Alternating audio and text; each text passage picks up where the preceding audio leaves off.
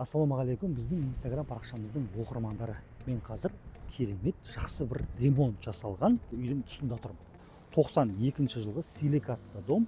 Бұл жүріп жатқан Бұхарбай Батыр көшесі, ифтар кафесі. Дәл осы ифтар кафесінің жанында міне біздің бой көтерген үйіміз.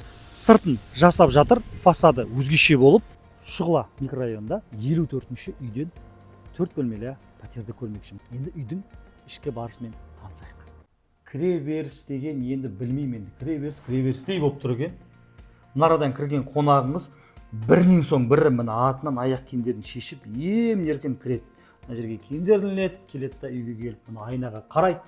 Мына жаққа қарай кіріп келеді, мына қонақ бөлмеге кіріп келеді. Ассалаумағалейкум дейді мына жерге келіп. Қараңыздаршы қандай әдемі. Ремонт жасалған, кондиционер бар. Мына жерде көріп тұрған жиһаздардың барлығын үй иесімен ақылдасасыз, соны көресіздер. Одан кейін мына жағында енді екі жатын бөлме, демалатын қонақтарыңыз болса, екі жаққа қарай жеңілдеп демалдыра бересіз. Мына жақта да өзінің шағын жиһазы бар. Екінші жатын бөлмеміз. Терезе пластик, люстралардың барлығын әдемі қылып жасаған. Мына жатын бөлме. Люстра, үйде айтпақшы бейнебақылау бар. Подъезде осы үйдің өзінің бейнебақылауы бар. Осы квартираны ғана қарап тұратын.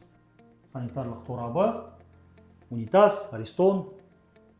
Судың напорын көрсетейін ба сіздерге? 5-ші қабат, бірақ қараңыздар міне. Көп жерде 5-ші қабатта тұратын квартираларда мотормен отырады. Бұл үйде ешқандай мотор жоқ. Дәл осылай қалай көріп тұрсыздар, напор дәл солай келіп тұр. Бұлай қарай ас бөлмесі, мына жердің ауқаттанатын жері, тоңазытқыш, одан кейін лоджия бөлігі.